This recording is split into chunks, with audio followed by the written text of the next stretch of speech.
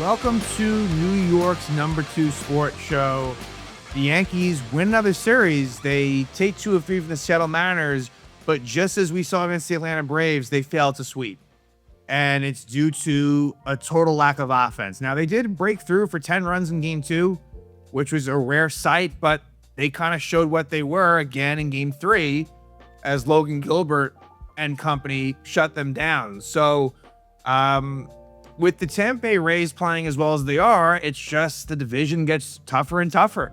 As right now, the Yankees sit 6.5 games behind the Tampa Bay Rays for the American League East lead, 7 games on the loss side, and the Rays, as I continue to say, very likely to win that tiebreaker. So the numbers, the math just isn't good there. It's not over. But with, let's say, 40 some odd games to go, it's not looking very good. Now, while we're on that front, as far as the Red Sox go, they had their struggles this week against the Blue Jays. They lost 3 out of 4. They won the last game of the series, so they salvaged the final game, and the Yankees were up 4 games. Now they're up 3, but, that's in a better spot than they were before, when we were speaking during last episode. So, again, 6.5 behind the Rays, 3 ahead of the Red Sox. And those are the teams to focus on as far as just the standings go, American League East and really American League at large. So that's the tough part is the Yankees, look, we know this lineup is really bad. That's no secret. And yet, they're doing some pretty good things, right?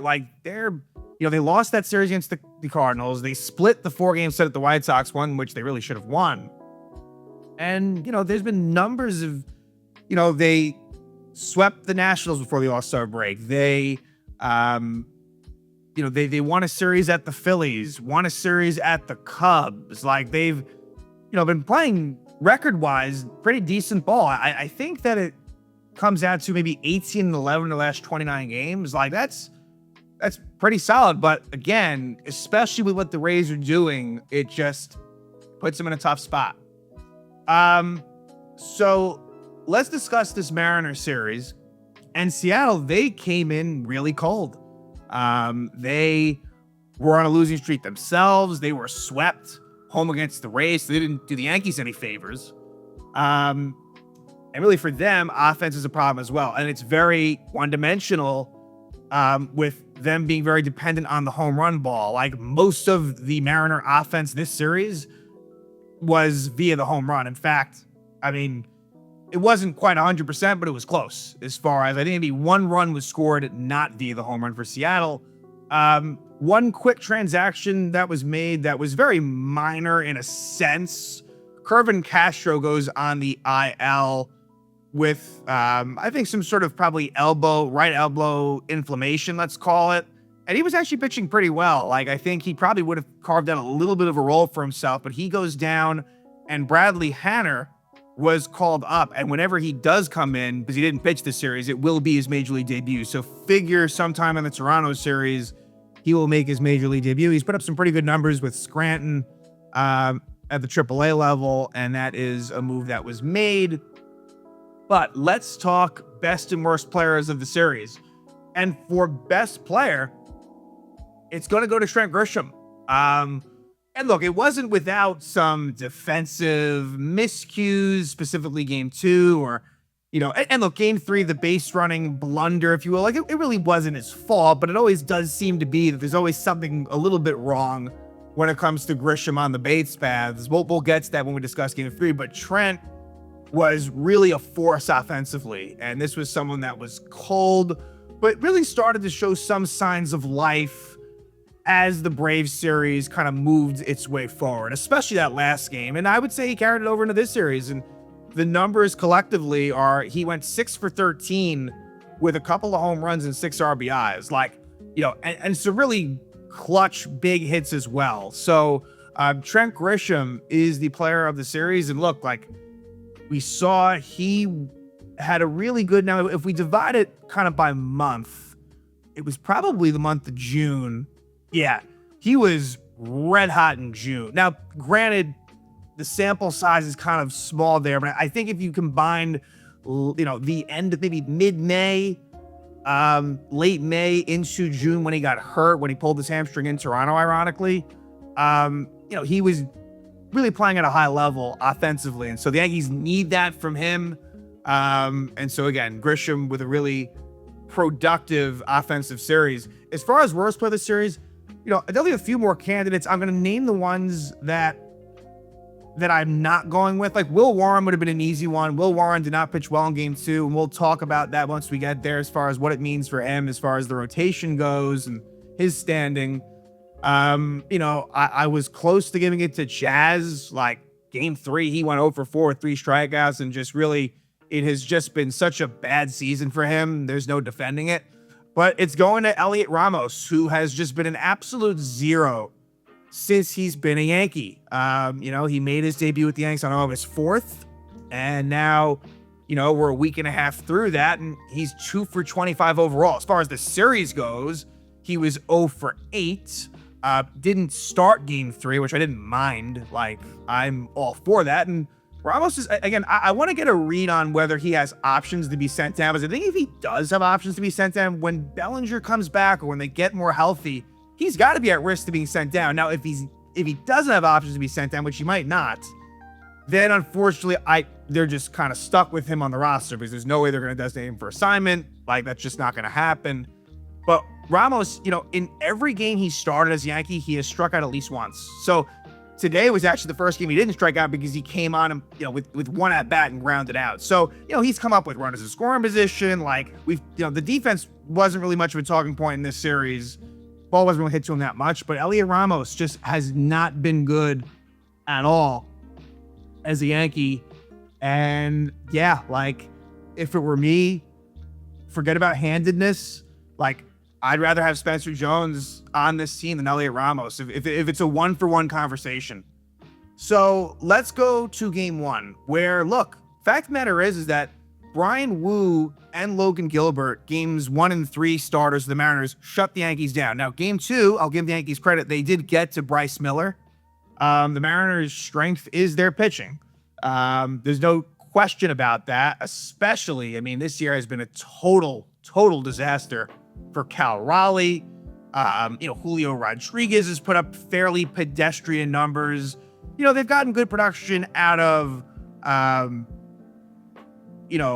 Randy Arozarena, Dominic Canzone, Cole Young's been decent. Like they've gotten a little bit, but they traded for Taylor Ward, and that has not exactly worked out all that well.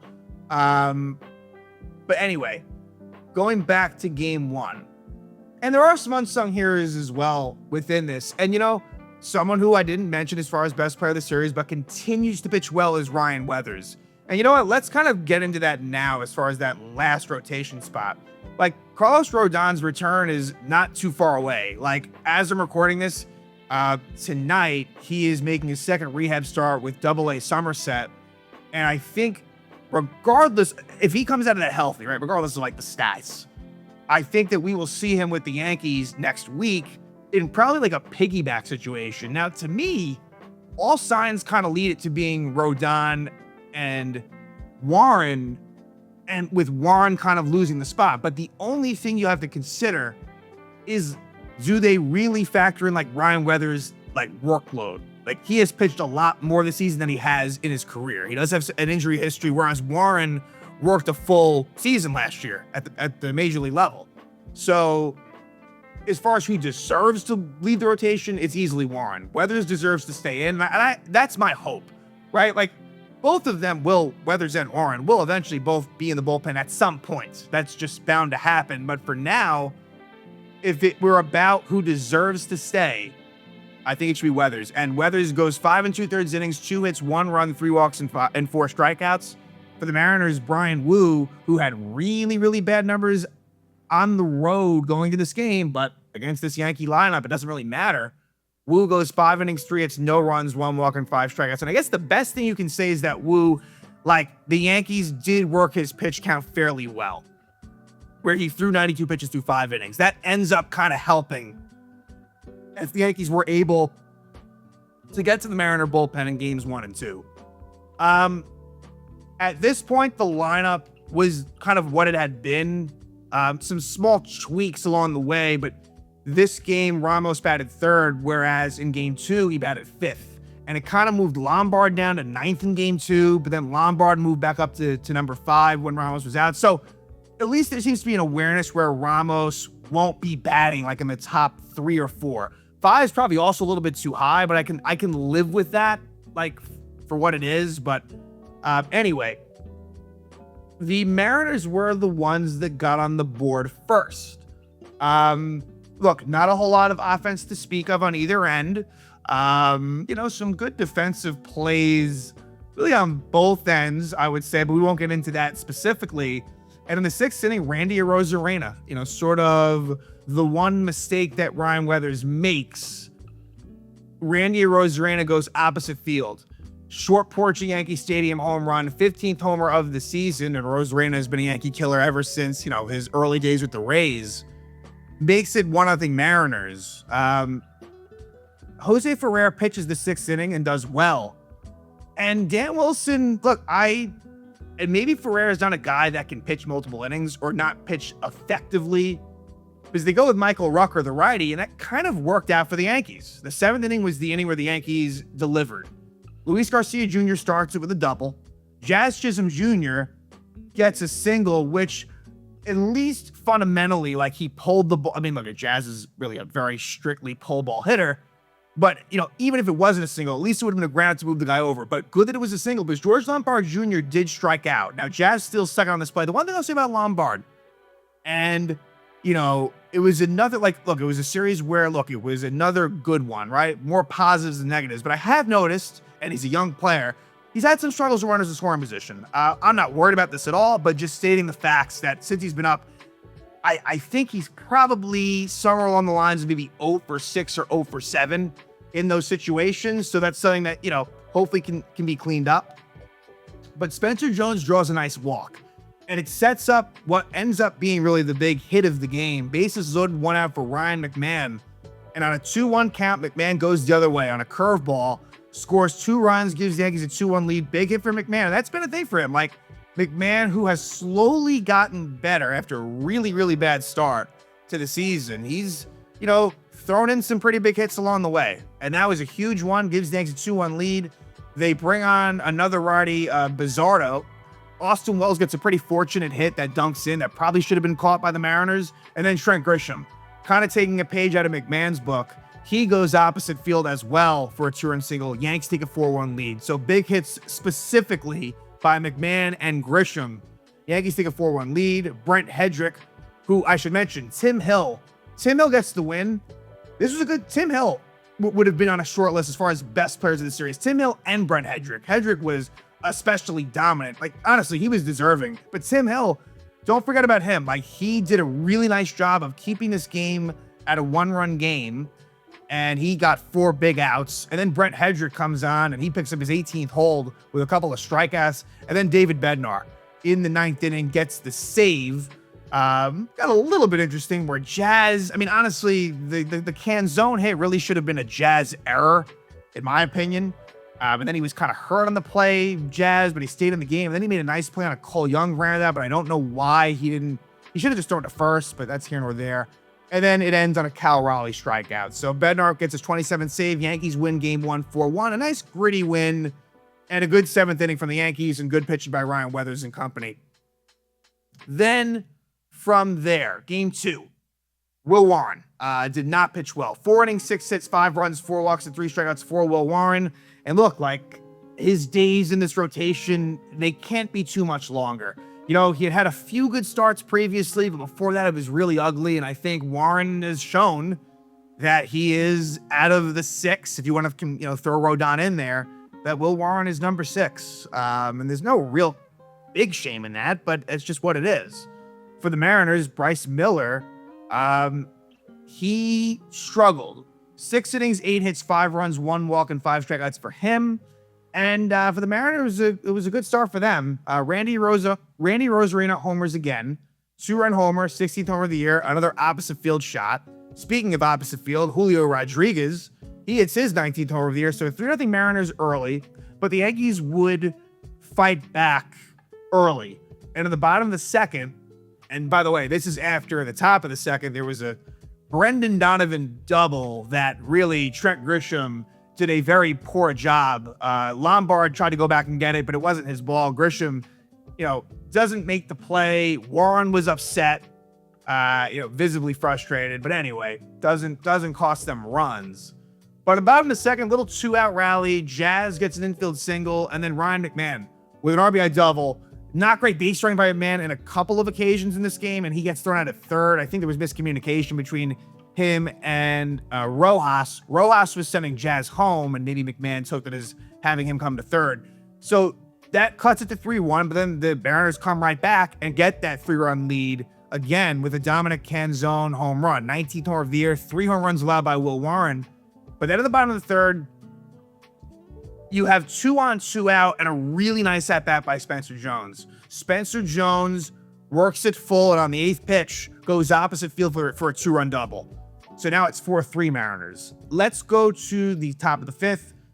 It's a leadoff walk for Arozarena, and Warren's night is done, and Fernando Cruz comes on. And for Cruz, it's Warren's run that's allowed, but Fernando Cruz has not been great lately. Now, he did pitch well in Game 3, so maybe that's a sign of things to come, but Fernando Cruz, out of all the relievers, him and Tim Hill, but Cruz has not been great lately, and hopefully he can turn things around, but he gives up a walk to Rodriguez with 1 out, and then an RBI single for Josh Naylor, but Tim Hill, in a 2-run game, 2 on, 1 out, gets Brendan Donovan to the double play. So a really nice job by Tim Hill. Bottom of the 5th is where the Yankees tie it up. Home run Trent Grisham, his 14th homer of the year, and then a double by Ben Rice, and then an RBI double by Spencer Jones who tied up at 5. So good job by the Yankee offense there. In the 6th inning, it would be a combination of Tim Hill and Paul Blackburn. Now, there was a George Lombard Jr. error, really the first real mistake that we've seen him make on a double play attempt, but goes unscathed as Blackburn continues to do just such a sound job in the bullpen for the Yankees. McMahon with the base running blunder in the bottom of the 6th. Blackburn gets through the 7th. In the bottom of the 7th, against a really good lefty, Gabe Spire, the Yankees are able to break through. 1 out single for Lombard Jr., RBI double Trent Grisham, who has done pretty well against lefties this year. Gives the Yankees a 6-5 lead. RBI single Ben Rice on a ball up the middle that took a big hop on the shortstop. And then eventually, and it was interesting, they second and third 2 out, they walked Ramos, which I wouldn't have done. I would have went after him. Although, lefty against Jazz isn't that bad for the pitcher, but Jazz actually does work a walk. Gives the Yankees a 3-run lead. Brent Hedrick strikes out the side in the 8th. Again, he has just been marvelous. And then you get a Trent Grisham 2-run homer in the 8th to avoid having to use Bednar. So the Yankees take a 10-5 lead. Again, huge night for Trent Grisham. And Yerry De Los Santos comes on. And De Los Santos, it got to the point where Bednar did warm up, but ultimately he didn't come in. It ends on a Rodriguez ground out. Yankees win 10-5. So let's go to Game 3. And Game 3, it's frustrating. It really, really is. Yankees lose 1-0. And Max Fried, it certainly wasn't Fried's fault they lost. Fried had to battle. It wasn't, I felt like he was more effective against the Braves. And then even before that, I would say against the Cubs as well. But Fried loses to go to 4-4, hard luck loss, 5 innings, 5 hits, 1 run, 2 walks, 4 strikeouts. And for the Mariners, Logan Gilbert, who the Yankees have had success against. This was a rematch of earlier in the season where Fried got the better of Gilbert. Gilbert has had bad career numbers against the Yankees, but delivers here. Wins to go to 9-7, 6 innings, 4 hits, no runs, 1 walk, and 7 strikeouts for Logan Gilbert. And, it's one mistake made. And by the way, Caballero would start in right field in this game. Spencer Jones goes to left. Ramos was on the bench. Ali Sanchez would catch day game after night game. And Sanchez, look, it's interesting. He has kind of been okay. The Yankees have certainly gotten a lot more production from the catcher spot offensively over, let's say, the last 3 to 4 weeks, it feels like. So, Weston Wilson, he homers in the 2nd inning. 4th homer of the year. It's only the 2nd home run allowed this season by Max Fried. The other one, former Yankee Oswald Peraza. So pretty random. Peraza and Wilson, the only home runs against Fried this season. Obviously, Fried missed a large chunk of the year. So 1-0 Seattle. And where there's a missed opportunity is the bottom of the 2nd. Leadoff double for Garcia Jr. And like I was saying, Lombard pops out. So that's not productive. Doesn't get the runner over. Jazz strikes out. Big shocker. With runners in scoring position. And then Caballero pops out. So that was a missed opportunity. And the bottom of the third is really where, to me, the biggest moment kind of happened for all the wrong reasons. Trent Grisham with a runner on first and one out hits what appeared to be a double. He gets in safely, but upon getting in, on the slide, he kind of hops up and gets off the bag, and Leo Rivas tags him out, and upon review, he's ruled out. So it could have been second and third, one out for Rice, is now runner on third, two out. And again, I'm not like mad at Grisham, but it's just these things do kind of pile up, and these little mistakes on the bases. But again, it's more of a freak thing than anything. And then Ben Rice grounds out. Like, who knows? Like, that Ben Rice grounder, maybe that turns into either an RBI ground out, or maybe somehow they're positioned differently and it becomes an RBI single, maybe a 2-run single.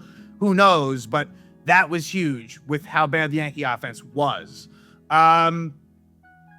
Let's see. Ryan Yarbrough pitches a really good sixth inning. 1, 2, 3, sixth.